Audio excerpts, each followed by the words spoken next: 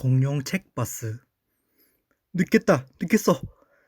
매주 수요일은 도서관에서 이야기 할머니가 책을 읽어주는 날이에요. 니미와 커커와 페이는 이야기 듣는 것을 무척 좋아해요.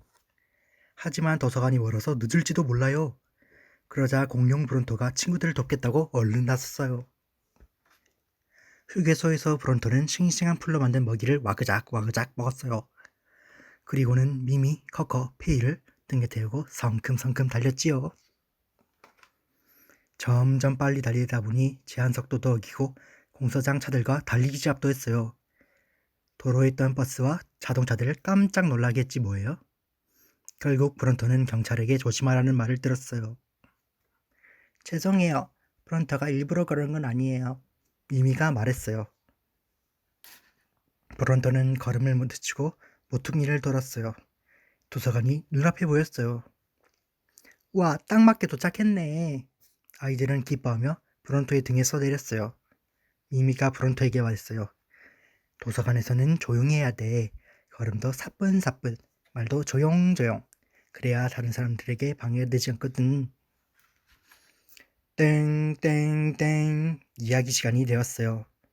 그런데 저런 도서관 문이 너무 작아요.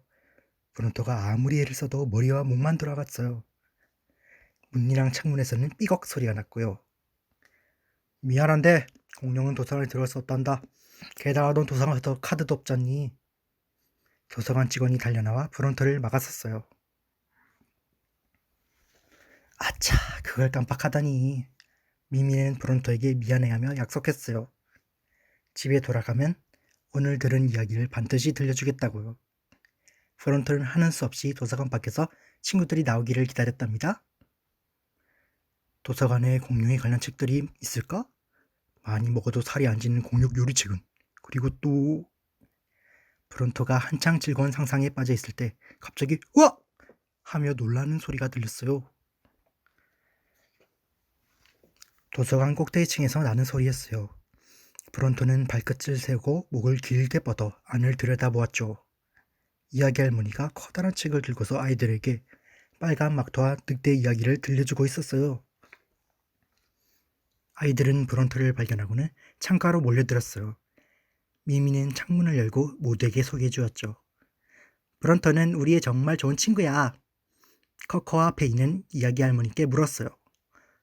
우리랑 함께 이야기를 들어도 돼요? 상관없단다. 조용히만 한단 말이다. 이야기의 할머니가 다시 책을 들고 늑대가 입을 크게 벌리고 빨간 망토에게 달려들었어요. 라고 말하는 순간 브론토가 조용히 해야 한다는 사실을 깜빡했지 뭐예요. 콩! 브론토는 창문 안으로 머리를 들이밀고는 소리치며 늑대를 막으려고 했어요. 그 누구도 아이를 해치게 놔두고 싶지 않았거든요. 이야기 속에서라도 말이죠. 브론토의 목소리는 크게 울려 도서관 안에 사람들을 모두 들을 수 있었어요. 브론토의 머리가 책상에 부딪혀 수많은 책들이 와르르 쏟아졌어요. 브론토의 몸이 벽에 부딪히자 도서관 전체가 지진이 난 것처럼 흔들렸어요. 시끌벅적한 소리에 도서관 관장이 급히 꼭대기층으로 올라왔어요. 관장은 브론토와 바닥에 어질러진 책을 보더니 말했어요. 크고 위험한 공룡이 어떻게 여기 들어왔지? 그러더니 브론토를 가리키며 물었어요. 도서관 카드는 갖고 있니? 아이들은 도서관 관장에게 말했어요. 브론토는 위험하지 않아요. 빨간 망토를 지키고 싶었을 뿐이에요. 하지만 관장은 고개를 내저으며 말했어요.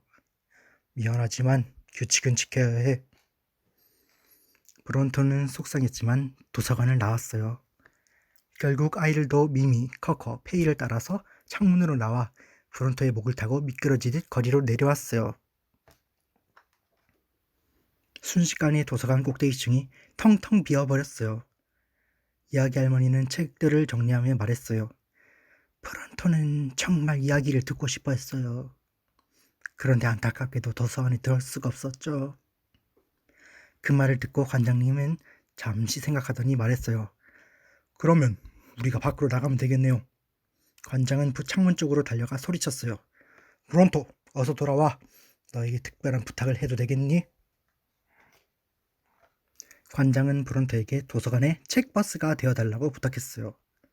도서관 직원들과 책들을 등에 싣고 여러 마을을 돌면서 더 많은 친구들이 책을 볼 수 있도록 말이에요.